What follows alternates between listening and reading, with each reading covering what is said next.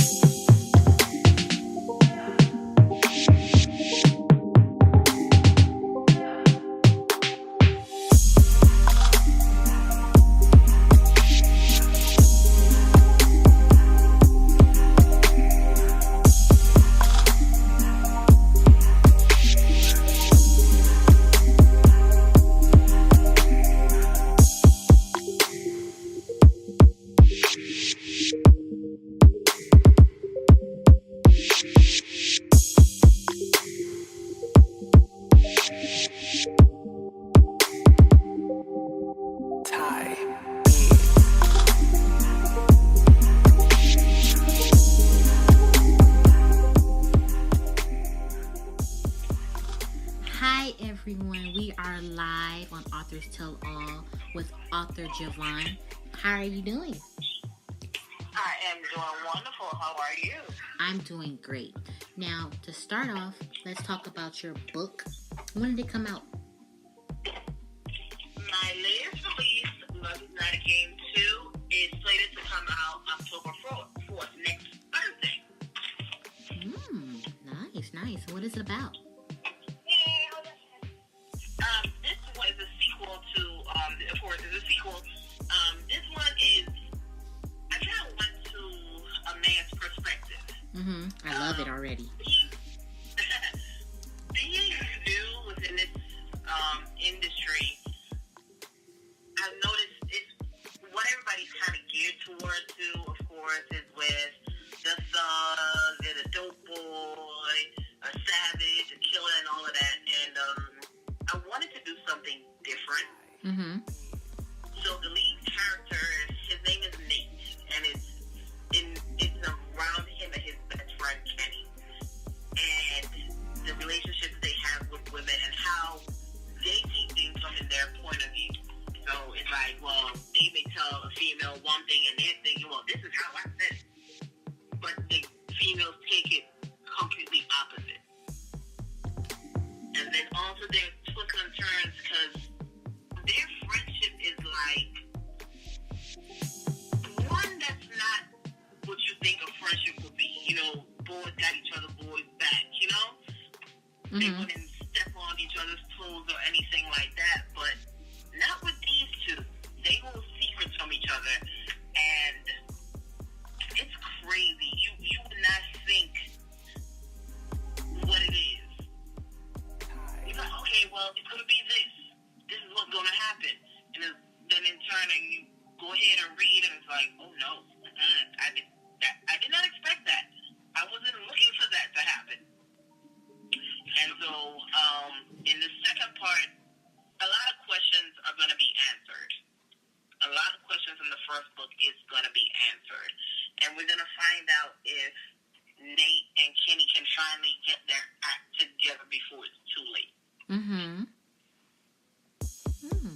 That's pretty interesting. I like the different plot twists that you put to the book instead of, what you said, doing the savage and the drug lord and all that other stuff. I like that you did something very different to make your book stand out. So overall, what made you want to come up with the plot and the characters? Like, what inspired you the most to write this story? I was sitting down talking to a male friend of mine, and it's kind of loosely based off of him, because he was telling me about a story with a female that he met, and he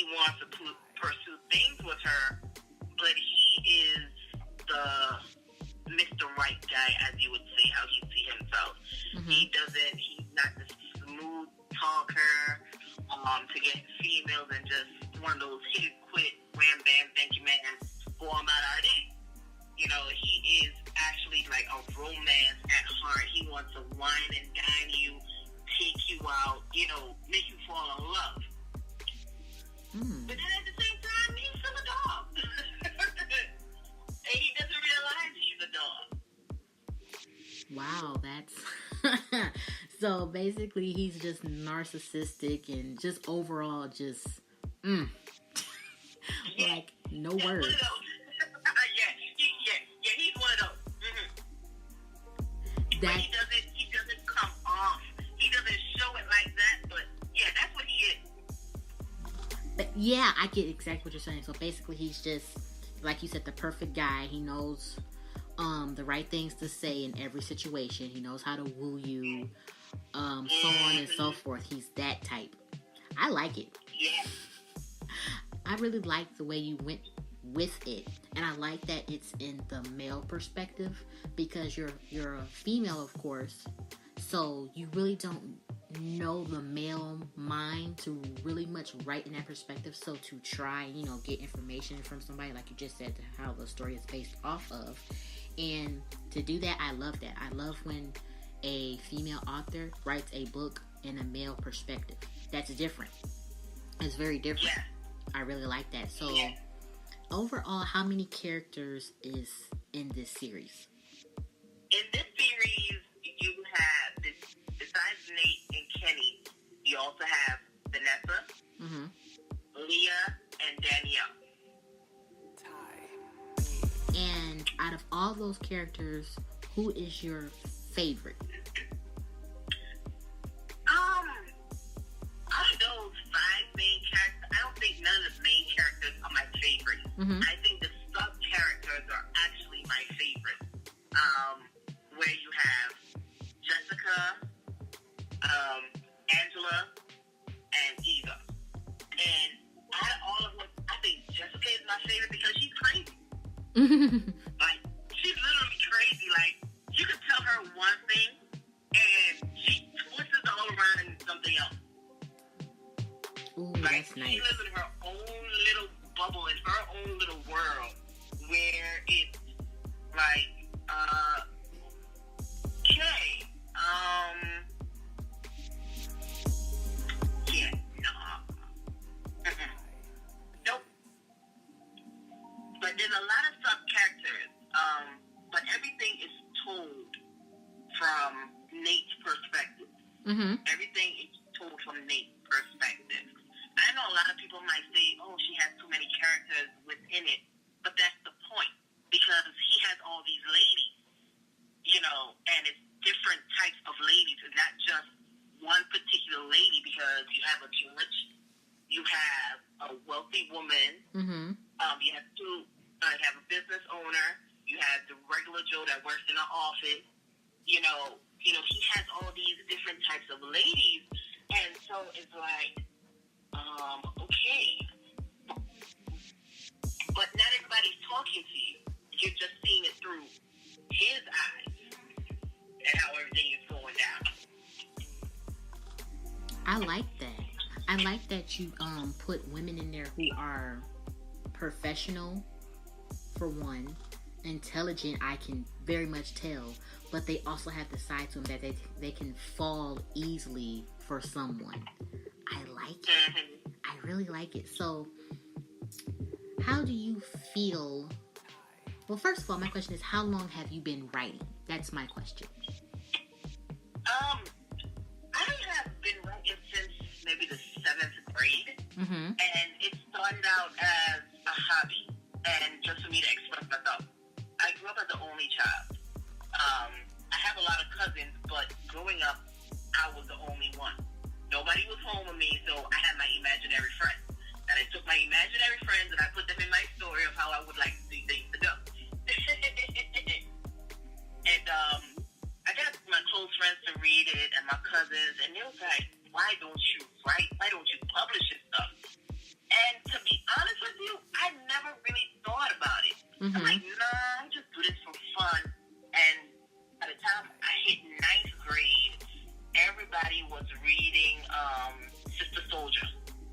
coldest winter?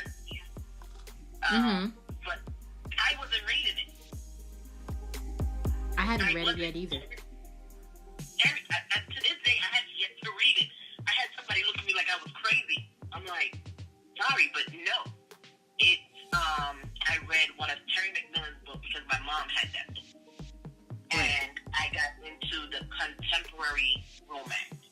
Me as well. Me as well. Contemporary romance. And then I found the likes of Elin Harris. Oh my God, blew me away completely. I fell in love with this man. And then he introduced me to Eric Jerome Dickey because they had an anthology. And any day, to this day, every time I hear Eric Jerome Dickey book, I am getting it no matter what. Right now, I'm still trying to finish his Gideon series. Oh, I want to read that. I really do. Oh my God, you are gonna so love it because he goes around the world, and because of him, I fell in love with Amsterdam. That now it's on my bucket list of me to go to Amsterdam and visit the red light district just because of reading this book. That's some good inspiration because, like you said, I have not read The Coldest Winter Ever. Have not read that yet at all. My mom. I have it. Yeah, my mom is a book lover, and she's read the book. So I'm like, Mom, let me get your book. She was like, no, you can't get my book. You gotta buy it. I'm like, so you can't let me just hold the book? Let me rent the book from you and just read it? She was like, I'm like, that's just sad, Mom. It's sad. But yeah, so when I told her I wanted to be a writer, she was excited because, like I said, she loves to read and everything. So when I said I want to be a writer and write my own stories and everything, I kind of like surprised her in a way, because my family didn't too much think. Of course they didn't, because like I didn't show that. They didn't think that I was going to be a writer. They thought I was going to be the artist, which I am both. They thought my career path was going to be just the artist. No, there's many ways to be an artist, and I feel that a writer is an artist as well because you're creating such beautiful work, stories, and all, because you can create a story that can become a series or a web series or even a movie. So I took advantage of that. And it's crazy because my family didn't think I was going to be a writer either. Because after a while, I stopped writing. It's not that I fell out of love with writing. I just stopped. I was getting ready to graduate from high school, and I found out I was pregnant. And it was like, oh boy, what do I do? I'm getting ready to leave home to go to school. And I was scared. I did not know what to do. I really didn't know what to do. And it came to the point where I had to tell because it was either stay home, have my baby, or leave and go to school. And I hid it until the last minute. Wow. And we was already here in the States. I already left home. We was here in the States. We was here in Virginia. And I told, and in my opinion, I think that was the biggest disappointment for my mom, for me. And I was forced to have an abortion. Oh my goodness. And I think that's when a lot of stuff started going down for me. And so that's why I didn't have no inkling of even writing. Even then, like I would write, but I would more so writing my feelings out. And I went to school. I went to Connecticut. I went to University of Hartford. Didn't know what I wanted to major in. Now, I knew I wanted to have my own business. I knew I wanted to work with kids. So in high school, I don't know if they have it here in the States, but I think they do. The childhood kid classes where you had the dolls and you had to be a mom. So I had that class with the mechanical dolls. wake you up at like 2 o'clock in the morning crying. And we got to go into daycare and make our own lesson plans and whatnot. So I did liberal arts in college. I got my associates in liberal arts, and my English teacher, she was like, "You have something. You have talent." Because she gave us assignments to do, and I did it. I didn't do good on it. Then she let us to do something freelance. And she asked me, "Well, why didn't you turn this in for your assignment?" I said, "Because you had it structured. I am not a structured writer. I free think, I freelance, I just write from the heart." And she was like, "You have something with you." I said, "Yeah, I did the whole advanced English, and to think English is my least favorite subject ever. I hate English."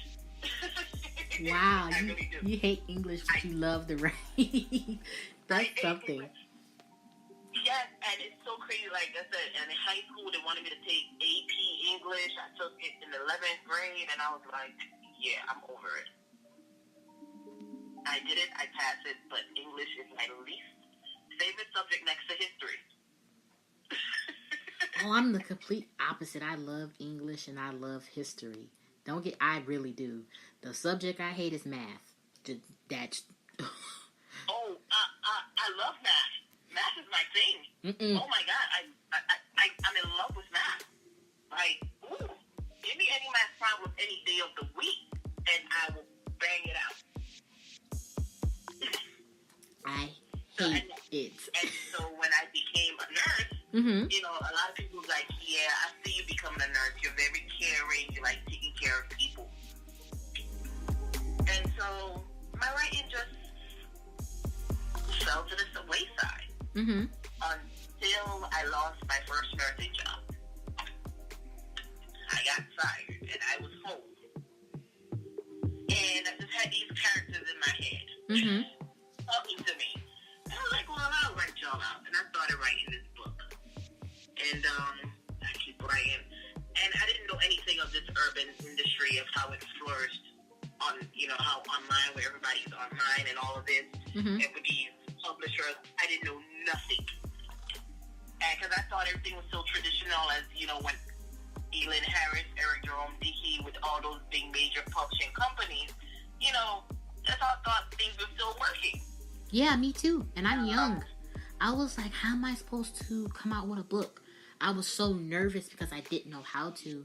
So when I found an app, you know, to put out my work and, you know, get started that way, that's when people started coming to me and telling me, "Oh, well, you know, instead of having your work for free, you can get paid for this." I'm like, "What?" Yeah. Paid? And I'm like, "Huh?" Right. And just so happens that I messaged my childhood best friend from elementary. And I told her, she was like, "You know I write, right?" I'm like, "What are you talking about?" She's like, "Yeah, I do. This is who I'm signed under." I'm like, "Huh?" And it's crazy because I read one of her books and not knowing this was her book. Because she writes under a pseudonym, but she doesn't share her picture with anybody. I think recently this year she shared one picture to let people know what she looks like. And I was amazed. I was like, "And how long you been doing this?" She's like, like over 5 years now. I was like, and I didn't know. Right.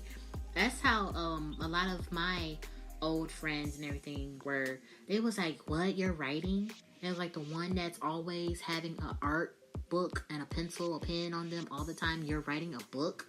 I was like, "Yeah, it's on such and such." And they was like, "Oh, I could not put my phone down." They was like, "Why didn't you tell?" I was like, "Because, you know, it was my little secret. my little secret." Right. It was my relaxation to write a story and, you know, come home after school and just like, I'm tired, or like I'm feeling this way and that way. Let me write and go into my little escape. You know, that was my way of finding myself in a way, was in writing. I'm still a shy person, but writing and talking to intelligent people like me and you and everything, and doing this podcast, that's what made me come out of my shell. So Because, I mean, you can't be an author and then you go to a book fair and then you're like just standing there like, I don't know what to do. I was like, I can't be like that. I can't be nervous and want to pass out because I'm so nervous and everything, right? So I said I had to find a way to break out, and this was my way of doing that, the podcast. So, because before I did this, my voice was so soft, and, I didn't know how to break out of that. This was my way. Writing was my way. So, I didn't tell anybody. At first, I didn't post a picture either. Before I had my writing pen name, Shy Soul, I was under another pen name. Nobody knew, like, who is she, right? I want to know who she is. And then when I came out with this name, I was like, I'm going to show who I am. And that's when I published my book and was like, oh, wow. Now I wish I can go back to just being how I was a little bit. The other person, right? Just a little bit. Because it was like so much at once. I was like, ooh, I wish I could turn back time and just go back like that and just bring out all my books. But it's great.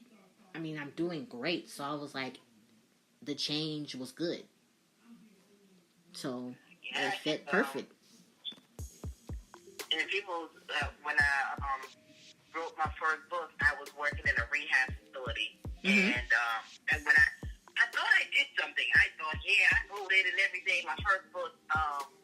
And so when I kind of shopped it around, the guy told me, oh, that's too short. I'm like, too short? What the hell? What do you mean it's too short? Mm-hmm. And then I had part 1 and part 2. He was like, oh, that's too short. What you could do is combine both of them and then add a little bit more. And he was like, well, what is going right now is the urban thing. And I'm like... Yep, I know exactly what you're talking about. Mm-hmm. So I kind of had to went back and tweak it a little bit.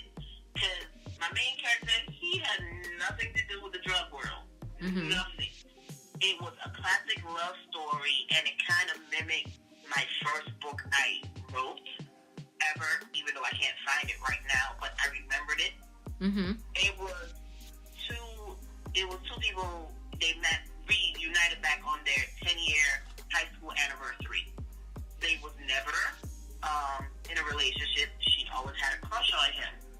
Mm-hmm. So she was kind of like that shy girl in high school. She was noticed, but not noticed so much.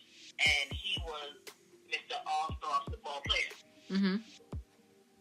And so they rekindled, but of course, there's something stopping them. He's married. She just came out of a relationship where her boyfriend was cheating on her for 3 years and had a whole nother family. So she was like, well, I'm just getting mine. I'm just having fun. I, have sex with whoever I want to have sex with. Keep it moving. I don't care. It's my time for me to live me, and then here he comes. It's a suave, giving her the expectation, oh yeah, we could, then the bomb drops. He's married, but just the high school bitch. Ooh. And of course, her and the high school bitch never got along. But then he was like, well, we're getting a divorce, so, just give me some time, X, Y, and Z. But he also has all these secrets with him. And that's where I had to add in the secrets with him, of him being within that drug life and the background of family. Mm-hmm. And even with her. And that first book, I was under Pleasure Principle Publications. Mm-hmm. And it did good. I'm not going to say it did good. Unfortunately, the second one will not be out for a while because of contractual issues.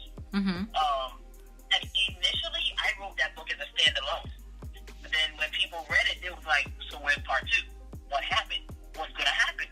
And then when I went back and read it, I saw what they were saying. I saw where, it could have led off or spin off or a part 2. Mm-hmm. And I had my reading group. It's cooled down now. I may open it back up. And I used to drop little excerpts and, a chapter here and there because I wasn't sure if I was going to be able to release it or not.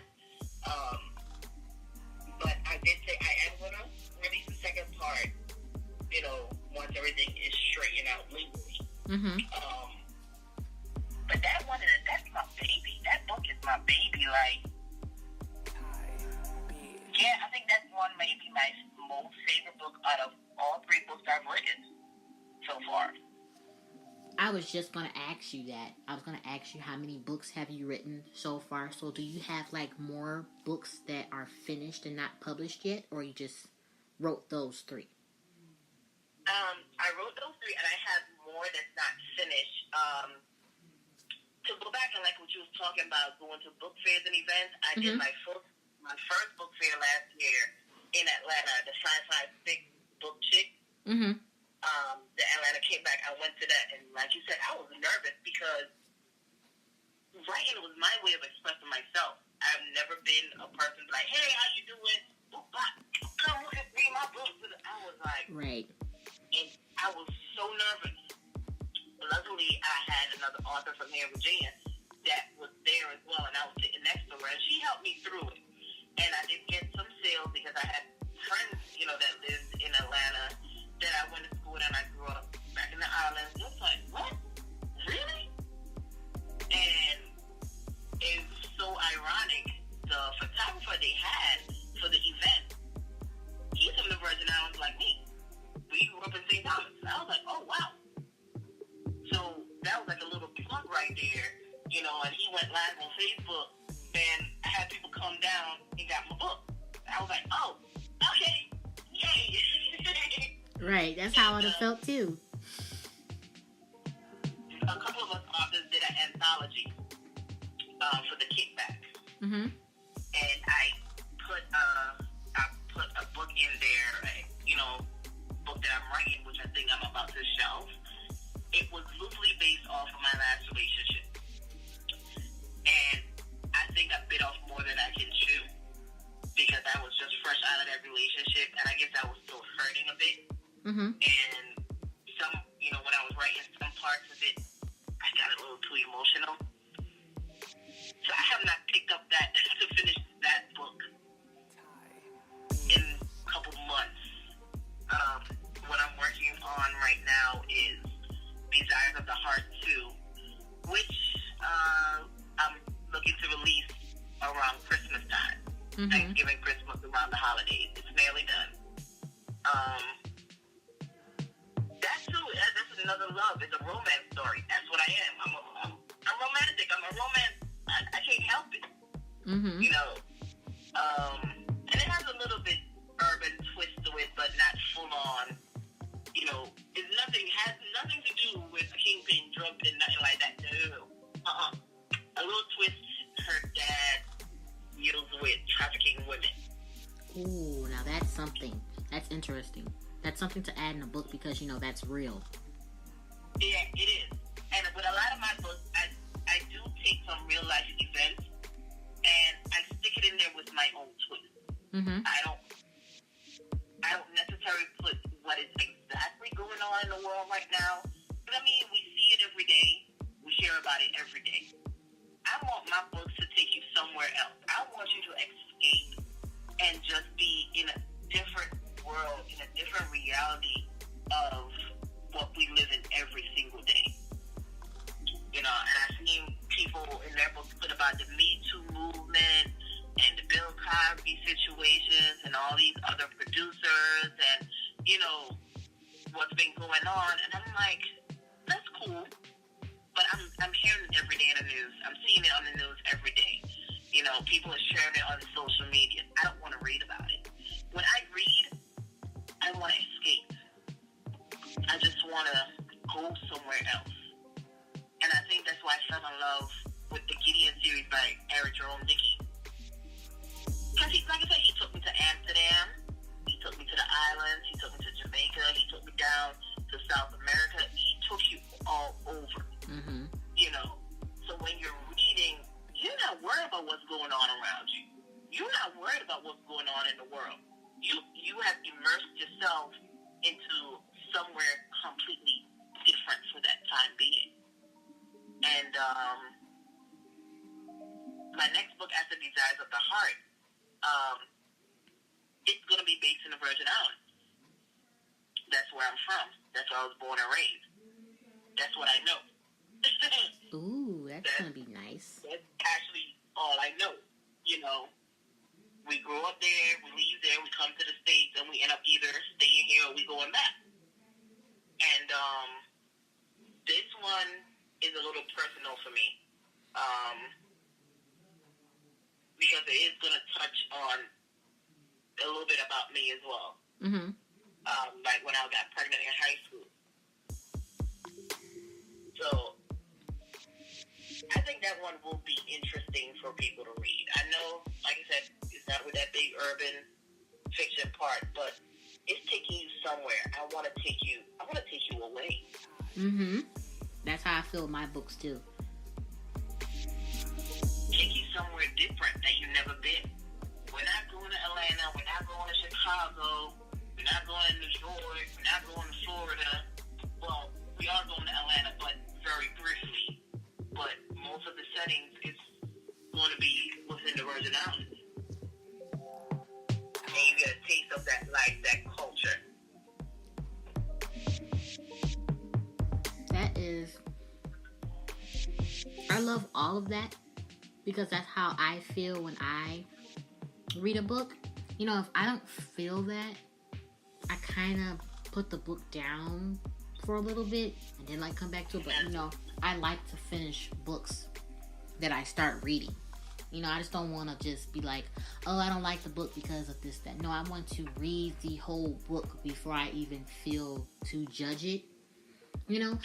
But I do, when I read a book, I do want to feel an escape, just like when I write. If I don't feel like I'm getting the escape myself, I'll stop writing the book and put it away for almost a year, and then it'll pop back in my mind, like, oh, I have an idea for it. Let me change this, that, and the other, and then I feel it again. Yeah, and I think what made me to do this one was, and it's crazy. I did that for that next book, After Desires of the Heart. I don't even have a name for it yet. That's how crazy it is. I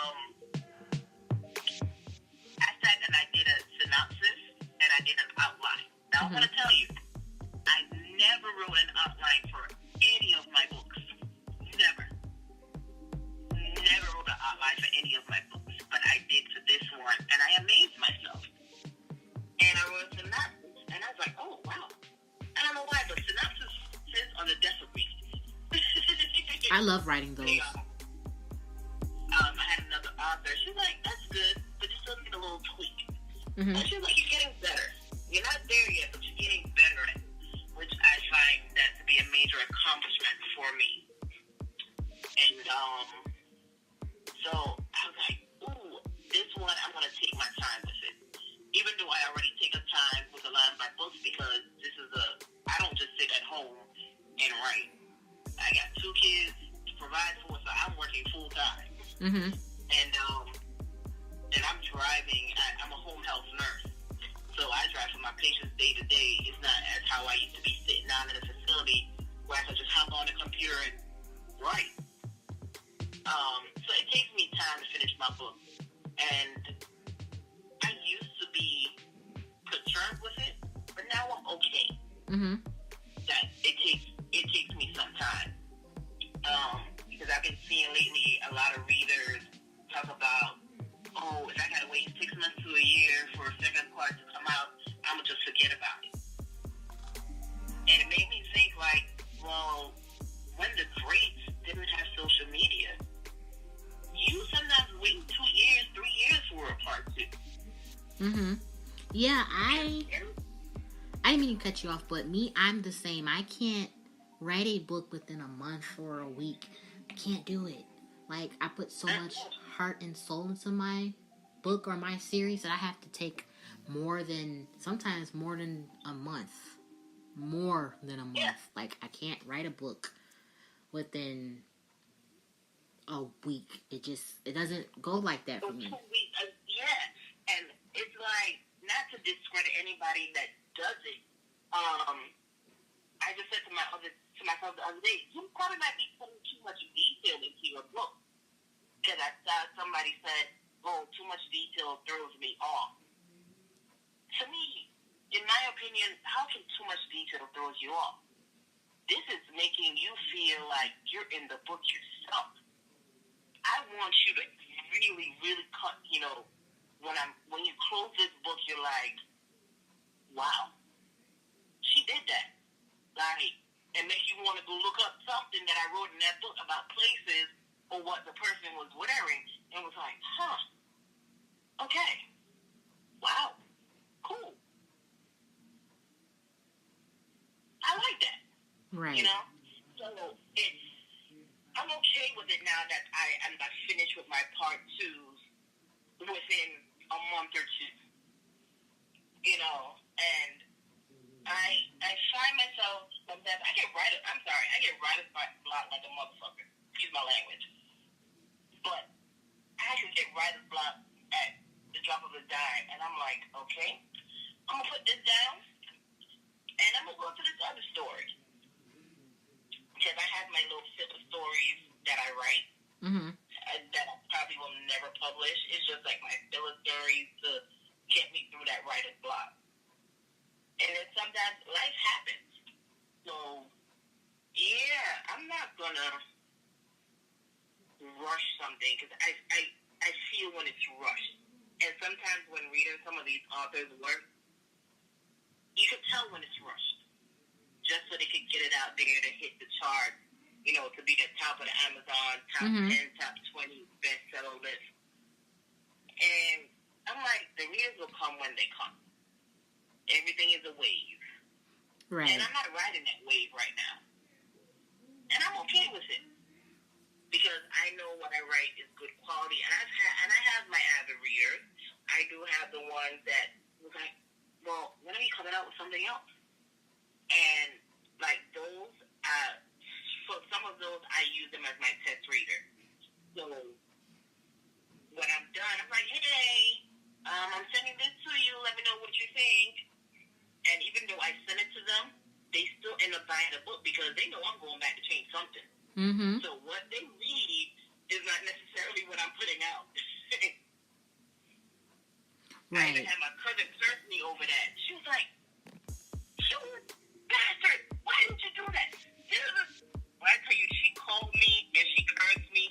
I was like, I couldn't even get a word in. I literally put my phone down and was like, here we go. I'm ready. And stuff like that, I love. I love it. Even have someone that I don't even know who they are. They sent me a message in my inbox. And they was like, so, right? So we're going to have her end up with him, right? Mm-hmm. And I laughed. And I was like, well, you got to wait and see. I don't know. To be honest with you, I don't know. Because in Love Is Not a Game, I didn't have Kenny and Nate ended up going behind each other's back. I had them as boys to the end. Mm-hmm. I did. But I was like, nah, that's kind of a little too realish sometimes. Let me throw a twist in here. And I think it's a good twist at the end for those that read the first part. It will be something that they will not expect coming between both of them. And for the person to bring Nate down, it's not who anybody would expect as well. It's somebody that was just sitting back and just watching. But they was close to everything that was going on. But they was just watching. Ooh. And they decided to take matters into their own hand. Ooh, now that's something a few people that will read your book can relate to. Because you keep your enemies close. And you don't even know they're your enemy. They just think they're... Yep. Oh, that's just betrayal at its finest right there. Fine. Because, you know, how I wrote it and leading up to, I'm sure everybody, even the characters in the book, thought it was this person because of what they were doing and how shady they was moving. But the one person nobody never saw in the background, well, they were seen, but they was never paid attention to as much, or to even think this is a person that can do so much damage. Wow. Just doing person. And I like that. write, I listen to music. Mm-hmm. Me too. And I was reading, I think it was K.L. Hall, one of her books. She has become one of my favorite urban fiction authors. And she did something that I like. She included the lyrics of the song into the book, you know, to kind of give you that feel and that mood. Oh, I do that too. And it gave me an idea to kind of do something similar to that, if not the same thing. And I know somebody kind of think, "Ooh, she biting off or whatever." I'm sorry. Right now, for what I notice, we're in the industry of bite and go. But I'm gonna do like a little twist to it, and with the release of the book, I'm still doing my research to it. Is to have like a little soundtrack to go with it, with the book. So, you know, it's like, well, this is what you need to be listening to when you're reading certain parts. You know. Right. And I listen to Jagged Edge a lot. So, you might find some, like the words from a Jagged Edge lyric into this, or from Trey Songz, Chris Brown. Oh, yeah. You're going to find them boys all up and in through my story, especially Jagged Edge. I'm sorry, I love them boys. But in my upcoming one, set in the islands, I know a lot of people will not be able to take to it, because I know a lot of people have their own notions about the islands. Mm-hmm. I'll never forget when I first moved to the States, I had somebody ask me if I lived in a hut, or something towards, like, referring to a hut. And I had to look at them like they were crazy. I was like, I live in a hut? They're like, yeah, you're from the islands, right? Mm-hmm. I'm like, what makes you think I live in a hut and I go outside and use the bathroom? Like, I don't know. And I was like, you know what, just stop talking to me. Please. Because I was ready to curse them out. And I tend to tell a lot of people, we're the same thing as the U.S., except for a couple things. One, we're surrounded by water. Two, we don't have these big malls and Starbucks and all of that. Mm-hmm. Nah, we don't. You know, but we're just like the States. We just don't have those things. What we do have better than the States, in my opinion, is beautiful beaches that you can go to all year round. But island life it's beautiful.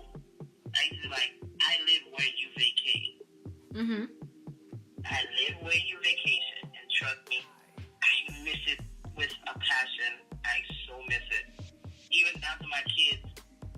It's like, so, when are we going home? And I have to look at them like, home? You are home. They're like, no, it's the Virgin Islands. I'm like, y'all are crazy. Mm-hmm. My kids are crazy. They would swear they're from the islands and they're not from the States. Okay. Yeah, you're from the Virgin Islands. I'll leave that alone. But it'll open your eyes. I think it will open a lot of people's eyes as much.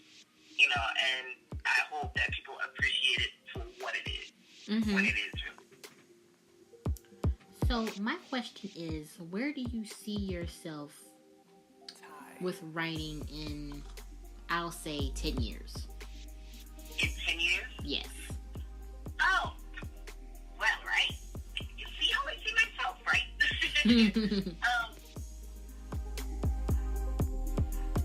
I want to see, within 10 years, I want to have maybe at least 30 to 40 books under my belt. Mm-hmm. I have been approached by a couple of people that say, well, I also wanted to write a book in X, Y, and Z. Okay, first of all, hold up. Have you ever wrote anything? Right. If you haven't wrote nothing, don't talk to me. But there is a few people, they have written some, and they have me looking over it. And I like to tell them right now, look, I'm not the best. I'm just starting out in this game. I'm just getting my foot wet. I may be, you know, I've been published for 2 years now, but look, I'm telling you right now, no. Don't take my word and go for it, but I don't mind giving you the pointers that I've learned or what I was taught and what I've learned along the way. So I'm hoping to see myself in 10 years as an independent author, helping others who truly want to write with a different voice than what is out right now, to come out.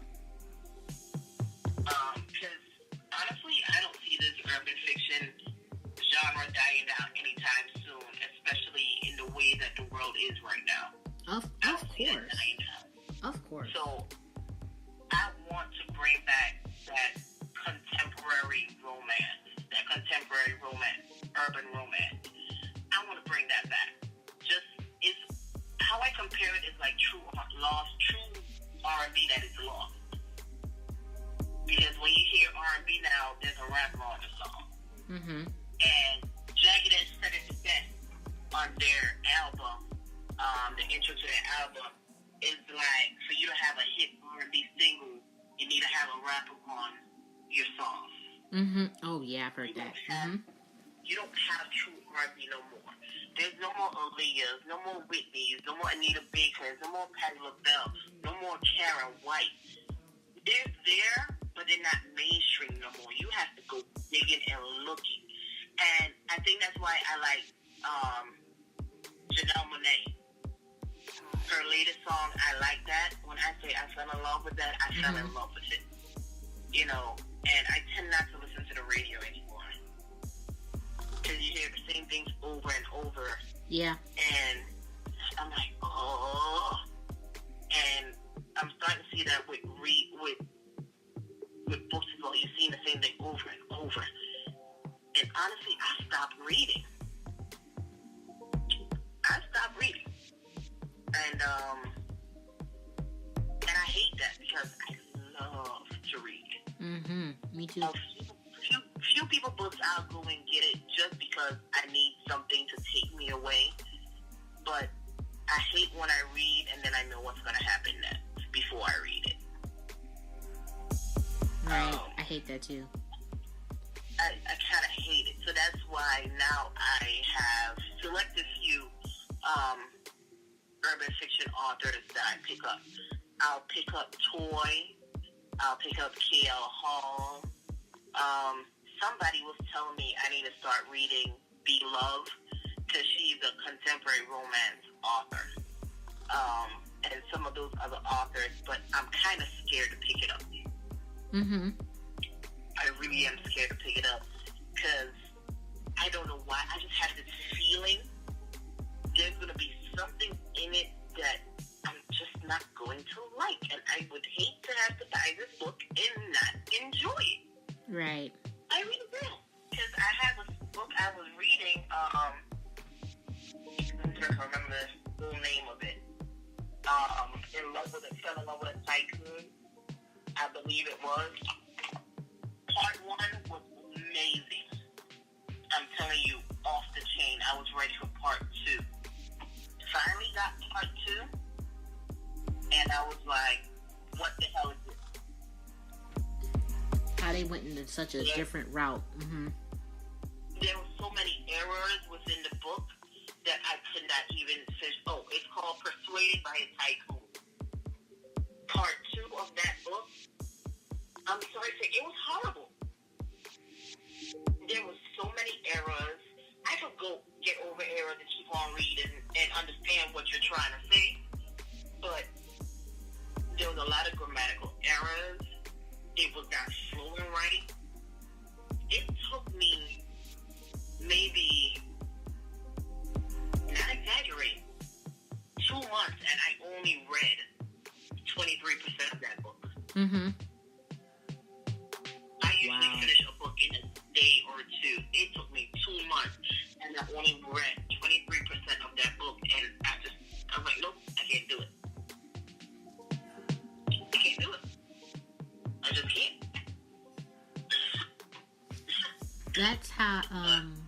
That's how I be too.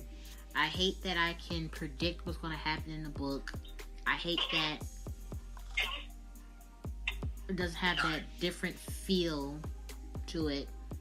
I hate that I can't find my escape in a book. All that I love in a book. Like, I read this book. I've said this on my podcast before.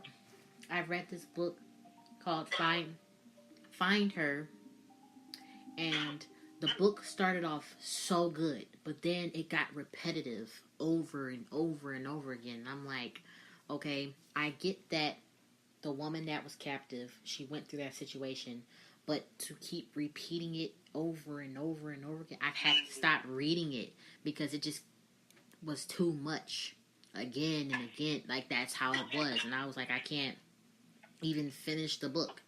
And my mom, me and her was reading the same book, and she finished it before me. And I was like, Mom, I had to stop reading it because it was too repetitive. And then just like some of the graphic parts of it had me like, I can't read it because I'm such a very sensitive person. I'm very caring, and like things like that I can't read or watch. But the book was so good at first, but then it became just so repetitive, and I was like, I can't finish it. I just can't finish it at all because there was nothing different to it.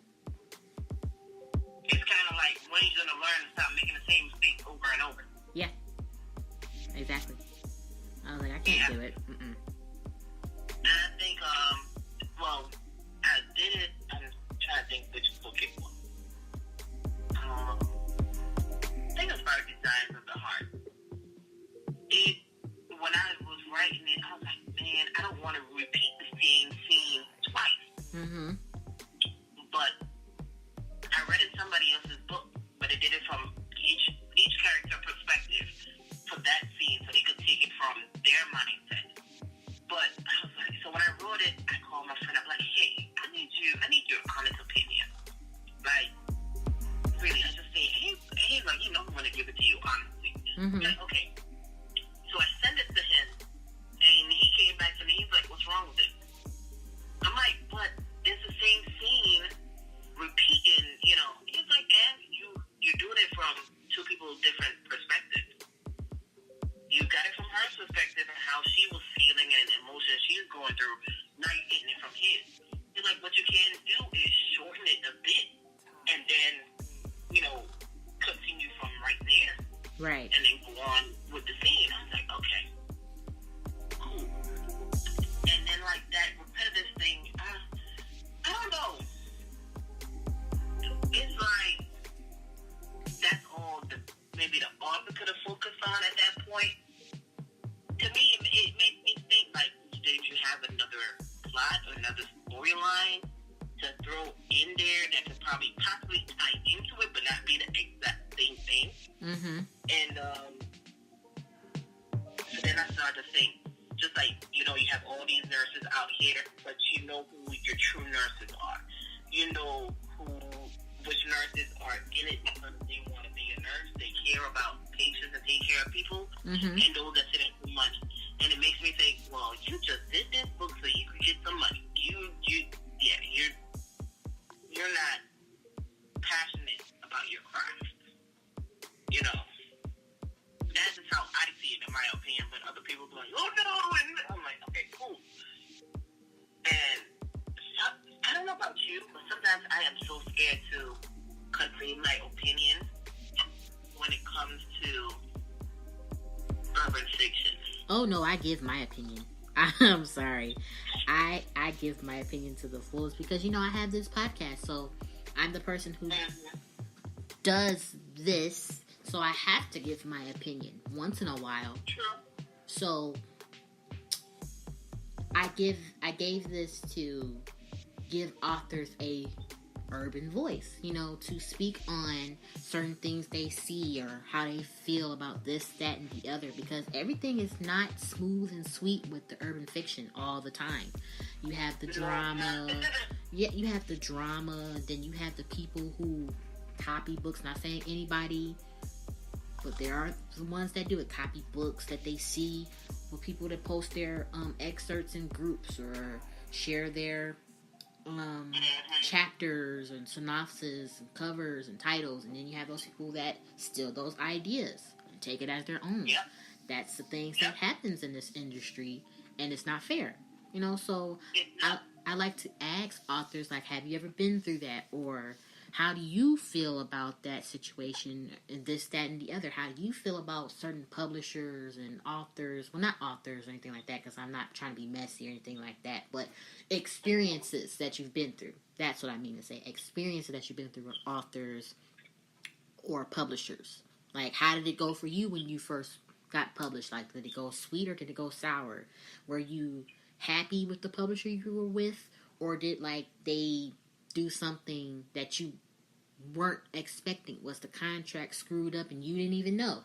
That's the things that this podcast is for, to figure that out and express it. You know, so new coming authors or publishers can know about these certain things, so they're not just signing anything, you know?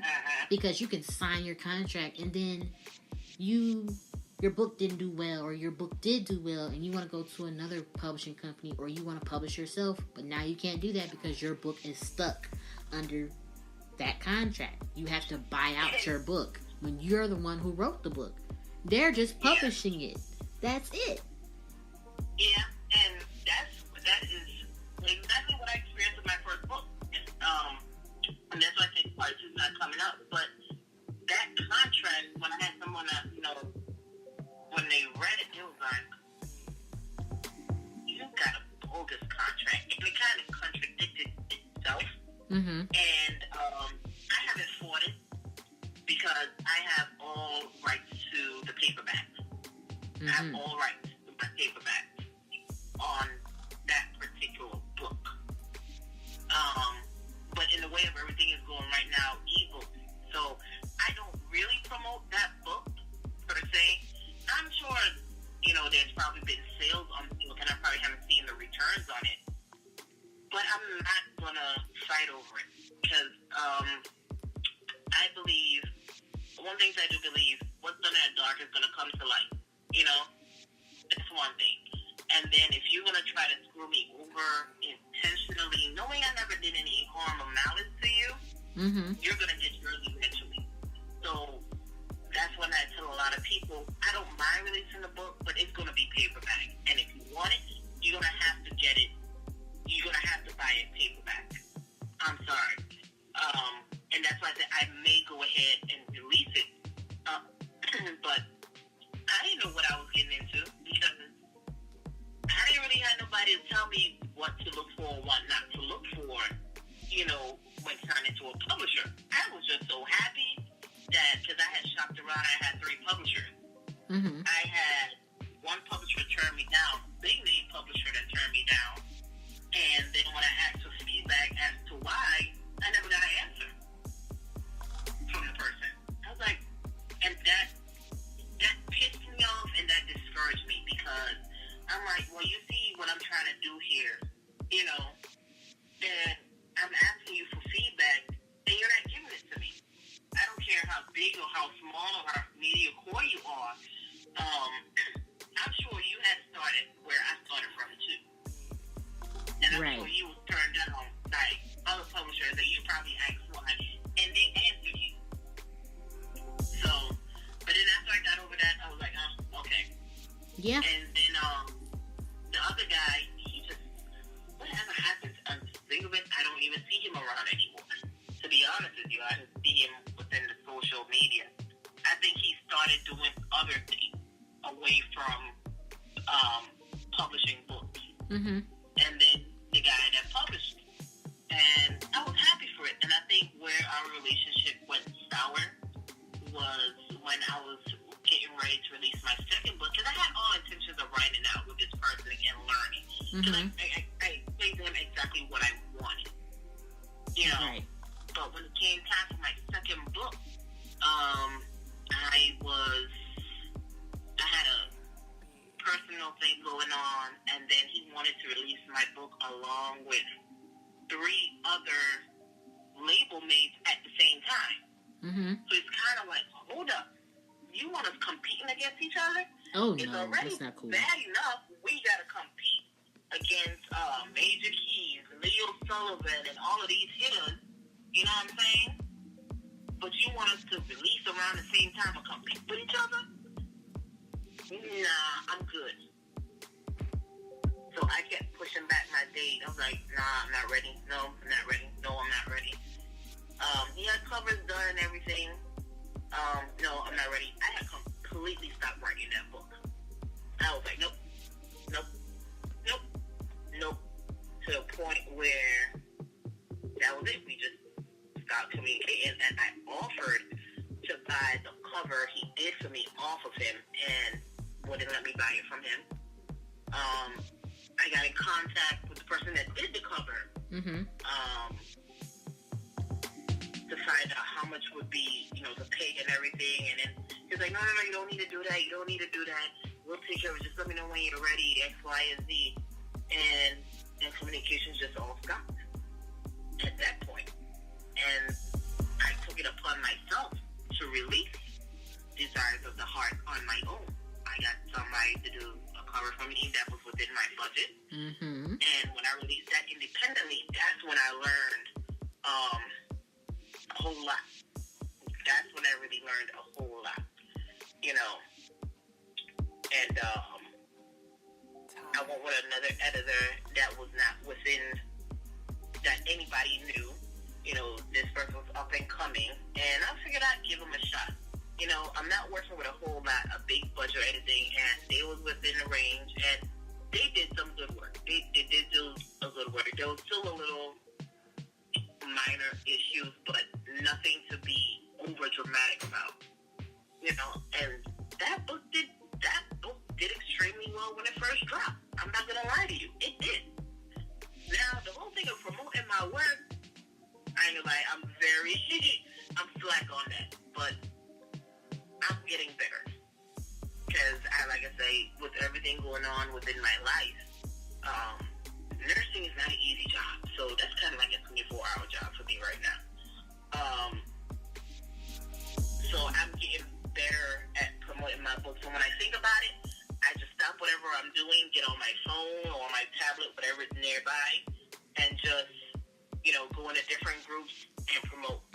I try to be active in certain groups. Because I can't do the drama. Right. Yeah. Right. That's true. So there's maybe about 2 or 3 groups I'm more active in. I let my group go because of participation. I didn't really have anybody in there, really talking or anything like that. And for those that were in there, they were so sad and upset that I was letting the group go. And I told them I'm gonna bring it back, but not right now. Give me some time. Give me some time, and then I'll bring it back. Because I'm still learning. I really am still learning. I'm still learning marketing. I'm still learning promoting. Trying to find, my target area for me to promote to, because everybody is, on the urban fiction. They don't want to read this. They want this type of food and X, Y, and Z. And I'm like, oh, that's not me, and that's not me. So I'm still learning. And once I feel I get the hang of it, I'm going to come back full force like I never did before. True. Very true. You'll be like, oh, wait, who's she? I guess I'm going to be the contemporary Quan Mills, but not to the extreme. And his book covers and everything. I love Quan Mills. Him and I have sat down and had some conversations, and that boy is doing the damn thing. I gotta give it to him. I do gotta give it to him. He is doing the damn thing right now. And like you said, yeah, my book may be, if you could get past from my book covers, you'll see I got content within the book, and which he does. Because I read the ever so popular, This Hole Got Roaches? Yes. Yeah, I read that one. And it was so funny. It was funny. To me, in my opinion, it was funny.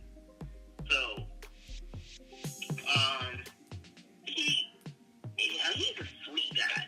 And like somebody said, he is just following the wave. He is following that trend. He is riding the wave until the wheels fall off.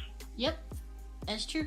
Like you said, I published other work before. Nobody never knew me with the other stuff I published before until I started doing the outrageous stuff to get people talking about it. And what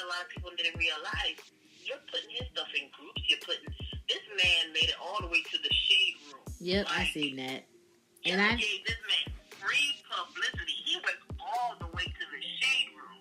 I was like, look at this. Yep. You go, boy. And we talked about that on the podcast too. Talked about all of that.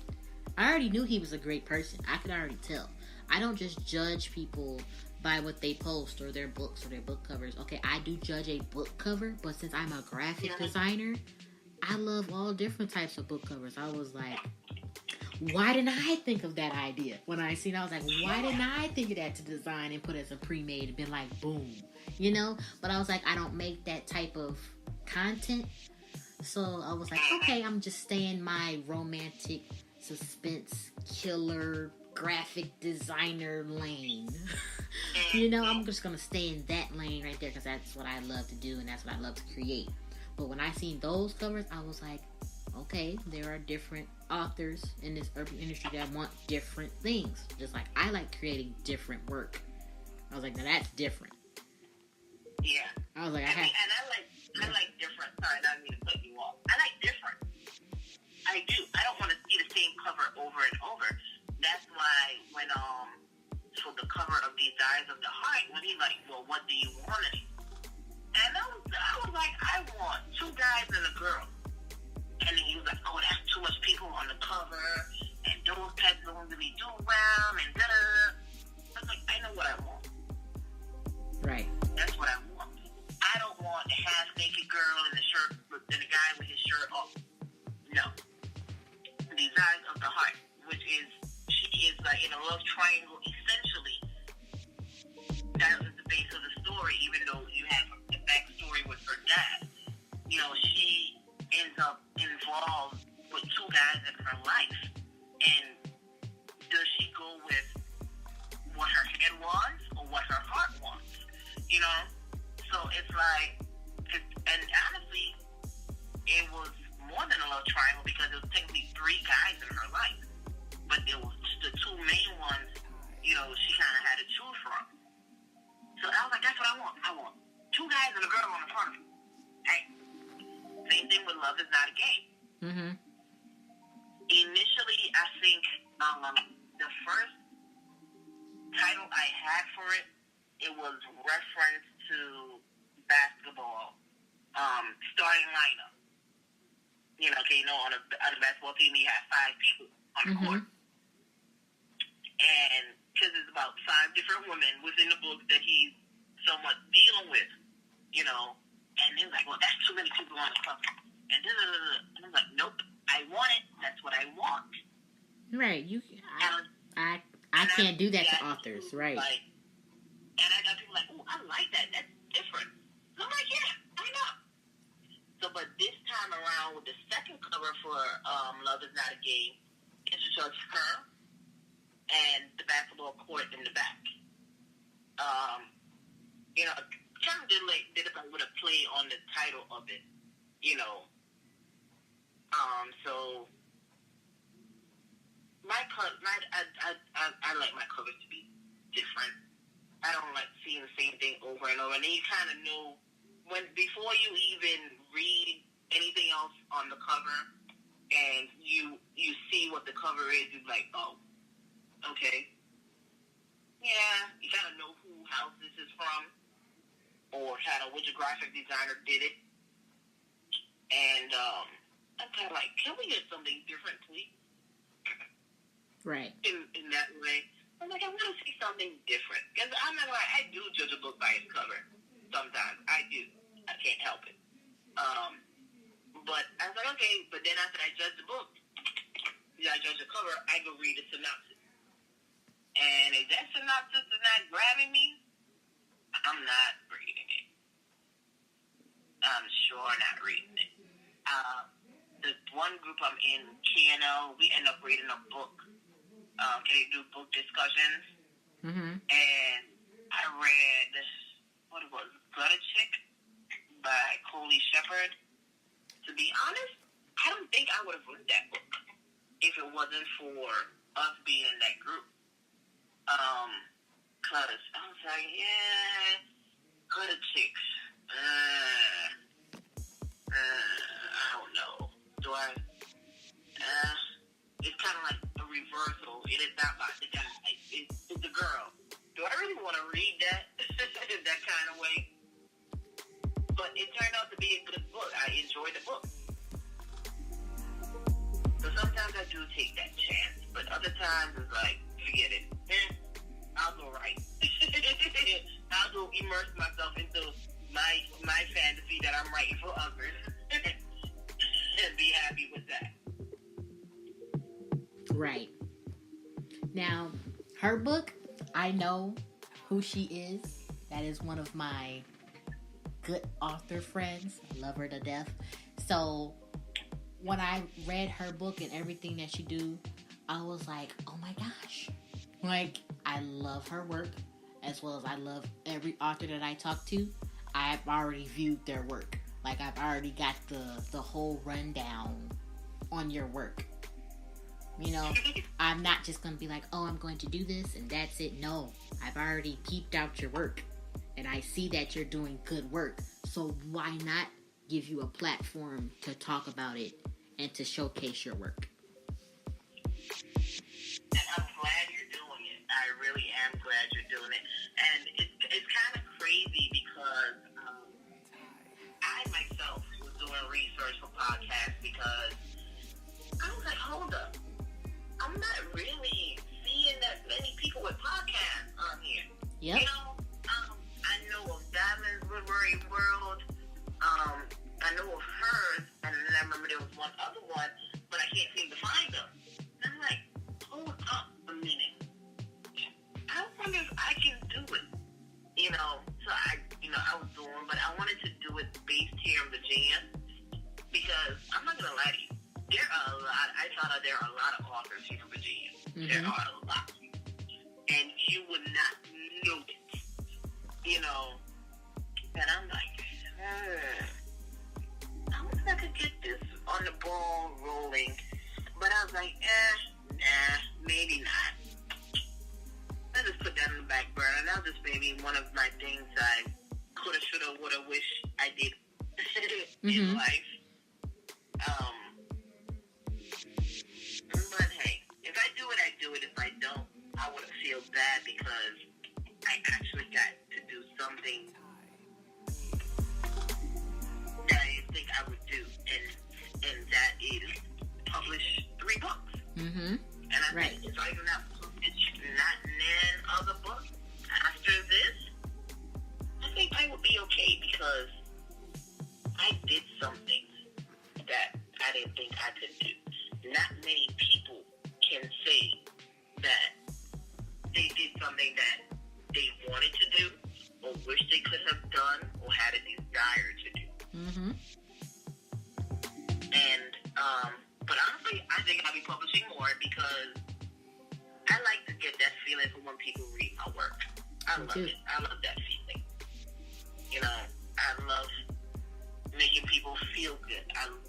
And I'm getting my daughters to read more because in this society, it's like reading is dead. Right, you don't reading know. Is dead. Right, you don't know how many people when I'm like, oh, I'm an author. They was like, really? Oh, you're famous. Well, I don't consider myself as famous. I'm a very humble person. So I'm just see myself as just writing books. That's it, right? And person was like, oh, that's cool, but I don't read books. I was like, you don't know how many times I've heard that, and I'm cool with it. I can't change nobody's mind to read or force them to do anything. So that's cool, but the next person that's probably sitting next to you be like, oh, you write books? Oh my gosh, where's your link? I have that person that comes right after that, like, man, you crazy. I'll read any type of book. What's the name of your book? Tell me about it. Boom. You just missed out on something great, and this person just picked up on it. So it is what it is. It's a win-win situation. Not a win-lose, a win-win, because it'll be 2 people or 3 people. Be like that one person like, oh, I don't read books, you know? But then the next 3 be like, oh my gosh, you really are an author? Oh, let me get, do you have any paperbacks on you? Where's your business card? There you go. Yeah. And that's one thing I doing home health because I keep books in my car now. Before, I never used to keep them in my car when I used to go see my patients. And for the simple fact, one of my patients, her daughter, she is a Quan fan. She loves Quan. And so I said, well, yeah, and I know. And we talk about the pink and sip, and I do it with, okay, why did your name just switch from me? Justin. Mm-hmm. He comes down here and do it out. So I'm like, yeah, I know him. And, we did a collaboration. And she's like, wait, you write?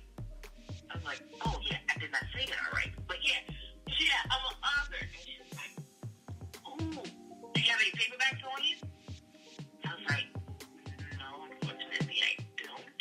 And I think that was the last day of me seeing her dad, any visits with her dad. Mm-hmm. And so, in August here, it was a little small event. It wasn't even really a book event. It was a reunion for a neighborhood, and so we got a vendor spot. And she came out and she got all 3 books. She's like, "Thank you, girl.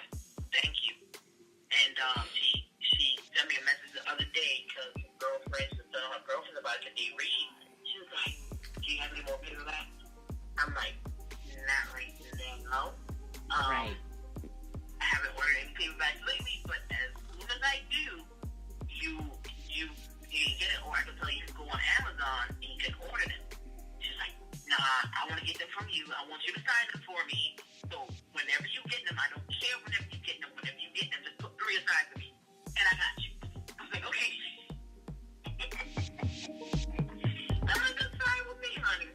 Right. And even in my office, it was like, you write, Shelly? I'm like, yeah. I'm like, why you don't tell nobody? I'm like, I don't know. Like, I'm so humble with it. It's like I'm not trying to be out. I'm trying to be out there, but I'm not trying to be out there. And my friend told me, you better start tooting your own damn horn, girl. And nobody ain't gonna toot it for you. Mm-hmm. And I'm like, I understand that. I know, but I'm good right now. I'm not in the top charts and nothing like that. I'm not, up there. Even I want to get up there, but personally, if my personal life is not right, then my professional life is not going to be right as well. And this book, oh wow, I wasn't going to put it out because my personal life isn't right. But I had a friend sit down and talk to me, and they was like, put it out. I was like, what? Put it out. It's done. Why you have it there sticking? There's Right. people waiting on this part too. Put the damn book out. I was like, okay, all right, cool. We'll put it out. And they was like, just find some people, for the podcast, they could do interviews on. And that's when I started shopping around and asking people, well, do you have anything coming up or anything like that? And if it wasn't for him making me put the book out, I don't think it would have been put out. And he has kind of been my driving force lately. He's like, are you writing? I'm like, no. He's like, well, go write. I'm like, what? Go and write. I'm like, leave me alone. That kind of way. Mm-hmm. And I'm thankful for him. I really am. He is a true friend. Even we could be on the phone talking, and out of the blue, did you write today? No, I didn't write today. Right. All right, get off the phone. I'll talk to you later. And don't call me, and I'm not calling you back until you write. You're going to be the death of me. He's like, no. He's like, you need to write. And he's like, even if you don't write on the particular book, just go ahead and write. Right. I'm like, okay, I'm going. I like, yes, Father. And he's like, don't call me that, but go ahead. And I feel everybody needs somebody like that in their corner. Mm-hmm. That is very true. You need somebody like that in your corner. And if you don't have somebody like that in your corner, you're going to give up very easily. And actually, that I was there at that point of giving up. and be like, I'll come back. It's there. I know I can do it. I can always come back to it. And he was like, no, you're not going to stop. You're going to continue. Not everybody comes out the gate winning. Not everybody comes out the gate, as a, lead front. You're going to get there because you have something great with you. And don't let nobody else tell you otherwise because you've seen it for yourself. Not just because they're your friends, because some of your friends are shady as shit. I looked at him and I was like, what? He's like, don't look at me like that. You know what I mean? You know your friends are shady and fickle and funny and shit. But when they tell you got something, you know it's the truth. When strangers come to you and tell you this, you know it's the truth. And he brought up the fact at the same event back in August, an older lady, I guess she is a teacher within the area, she bought my book on, I believe it was the Saturday. She bought my book, and she came back. It was a weekend-long event, Friday, Saturday, Sunday. And she came back Sunday, and she pulled me aside, and she's like, I just want to talk to you. She's like, honey, I went home, and I started reading your book, and I did not go to bed till after 1 o'clock that morning for the simple fact I could not put your book down.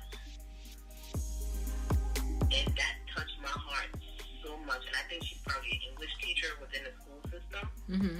She was like, I'm a reader and I read books, but how your books flow and, grammatically and storyline and everything, I was like, oh my God, this young lady has something with her. And she's like, I just had to come back and talk to you and tell you that. Keep on going. You got something with you. And that always sticks in my mind. And he always reminds me about it too. Like, she kind of has no choice but to stick in my mind of what she said to me. And this is an older woman. She's probably in her 60s or 70s. And honestly, I saw it. That book was a little raunchy because we got some sex scenes all up in there, and I'm like, yeah. I'm kind of a little embarrassed. I'm like, oh, wait, she read that book. Okay. Right. But, I would feel the same way. So, for her to tell me that, I was like, yes, okay. I got it. I got to keep reminding myself as well, too. You got this. Right. Exactly. That positivity is everything. Now, for our last points, what will you think you'll do, let me say, in the next year with your books? Do you plan on venturing into another genre, maybe? Actually, I do have a book that I've been playing with. It's an erotica. And it is talking about the lifestyle. Mm-hmm. And I'm kind of scared to touch on it. I'm kind of scared to release it because of people that I do know that's close. It's like, what you know about all of that? Mm-hmm. You know, that kind of way. And I'm like,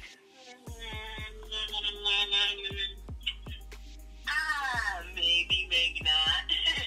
But I do have that in the works. And it's very interesting. I did some personal research on it. And I was like, oh, really? Okay. It's not just what people think of having threesomes or orgies and all of that. It's more to it than that. And if you can find somebody that you can be open with sexually, it is something so amazing. I'm telling you, like,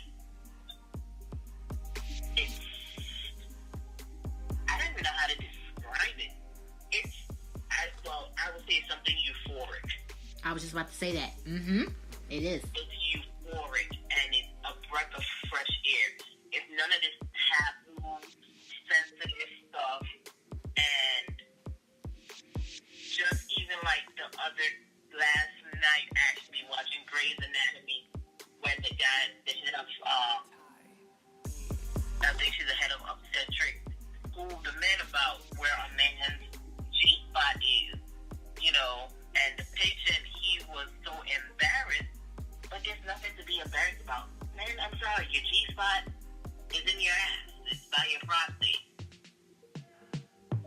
sorry, is nothing of being gay, is nothing of liking men. That is just where your G-spot is. It feels good. And if some men could get over the stereotype of it being gay, they will find how many women are open or playing with a man's ass just for him to be pleasured.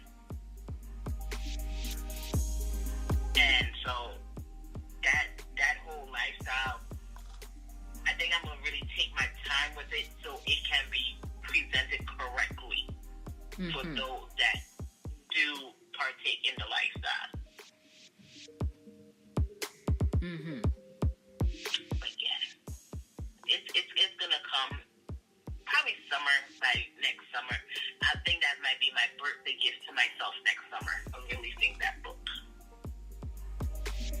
Right. Now, I love what you're doing. I love the fact that you branched out to publish your own books and, to be able to learn the industry yourself. That's what I think all authors should do. There's some like me who wants a publisher because, they can't do all the... Well, I mean, I could make my own book cover and everything, but I wanted a platform to, get me out there first. But I very much applaud you for just going straight forward and diving right in and just publishing your own work. That is admiration at its finest. And just like I said, I want something else. I've always known, business-wise, I want something of my own. And it's kind of funny because I used to be a tech head. I used to be a techie growing up. And I think when I moved to the States, like when my writing fell, my techiness fell too. Because I used to be, oh my God. And I used to be into drawing as well too. And I think that's where my daughter gets it from as well. She loves to draw. And everything fell. So I even asked when I see certain graphic design for flyers and posters, because I want to learn how to do it myself. I don't mind paying somebody, but right now, I don't have the budget to pay for somebody. So if I can learn it on my own and do it myself, I'm going to do it. I'm going to do it. I'm going to play with it, and I'm going to do it myself. And I've gotten a little bit better, and I'm learning. Now, as far as making my own book covers, I did take a class, but once I probably get the program, I'm probably going to try here and there, but sorry, excuse me. Lately, Ashley Shepard, I've been liking her book covers lately, and I'm looking for just one person I can go to. Like, hey, that's my go-to person for book covers. Because, like I said, within the 10 years, I do want to have my own publishing house. Nothing on a grand scale, just something small, and I have people that I put out. And I want to be able to have that person. I felt like, hey, well, my author and I have sat down, we talked about it. This is what we were like. Can you do it? But for the meantime, in between time, I'm going to stay signed. I'm going to learn all I can. I may put out something here or there independently. Like These Eyes of the Heart, that is my independent. That's my independent baby. And I think I'm going to stay with that route when it comes to that series. I have been talking to an old college friend of mine about doing a web series. And they do filming and everything. So we have been in talks of it to see if we can get that out there. I know some actors, people that I grew up with, that they do acting and modeling and all that type. And I am doing a trial, actually, with These Eyes of the Heart. One of the ladies that the character is based off of, I'm using her. So when I do like the character portrayals and this is to give you an idea of who this person is and how they look, I am using her, and she's my makeup artist. And she let me use her, and I'm so happy for it. And I'm hoping for my next book I can actually do real people. I have a couple people in mind, and I'm going to talk to them about it when the time gets nearer. I'm like, hey, so my next book is coming out, and I want you on the cover. Right. So I'm hoping I could gear towards that, because like I said, I like different. And it's crazy, because the initial cover for Desires of the Heart, I saw that same girl on so many other covers for different books, and I'm kind of like, yeah, kind of glad I didn't use that. And for Love Is Not the Game, the first one, I saw a couple of the models, maybe on one or two books. Two of the models on like one other book. So I'm like, okay, yeah, I need to stick to my originality, and different. I'm gonna keep trying reinventing the wheel until I get it the way I want the wheel to be. True. Now, are there any shout-outs you would like to give? Yes, my LLP family, Shonda, Deb, Ty, her husband, Keel Johnson. He is the one that has actually done my book covers for Desire of the Heart and Love Is Not the Game series. I love those ladies. They gave me a second chance. Because honestly, if they didn't give me that second chance, it probably would have been another minute before I put out another book. They are dope writers as well.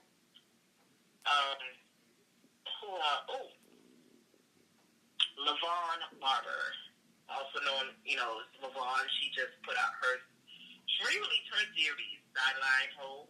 I fell in love with her. I was put on to her by someone else, and I fell in love with her, and then I got into talk to her, and we became friends. And she is one dope author, one dope female. She grinds her ass off.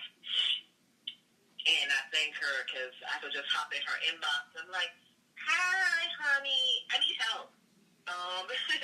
Or even just chop it up. She is a cool female, because you can't really find too many cool people within this industry that will talk about you behind your back. And that's it. Yeah, I really have a handful of people. They say keep your circle very small, and that's me. Yes, keep my circle nice and small. Now, where can all your new readers and fans that will come soon enough, where can all they find your books? All my books are available on Amazon, paperback and ebook. You can, if you want a personalized signed copy of any of my books, you can message me on Facebook, author Jevonne. I'm on Instagram, author_Jevonne, Twitter @author Jevonne. My email, right now I'm using VI Princess with a Y, PRYNCESS @gmail.com. Hit me up on any platform. My inbox is always open. I love to hear from you, new or old. Even if you want to message me and be like, hey, when are you putting that damn book out? I need the book. Or even if you want to send me some chapter.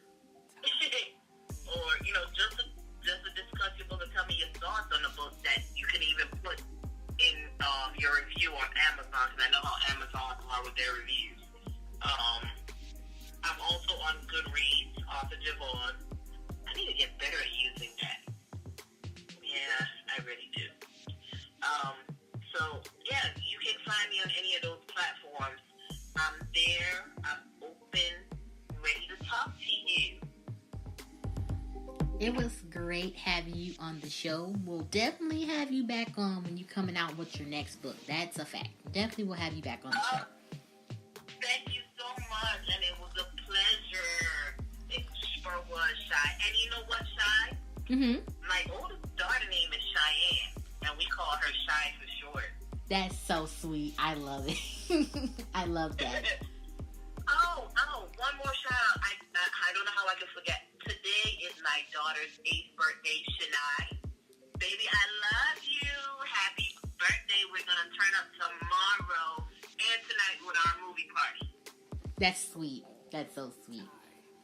Now, this was such a vibeful interview like it always is.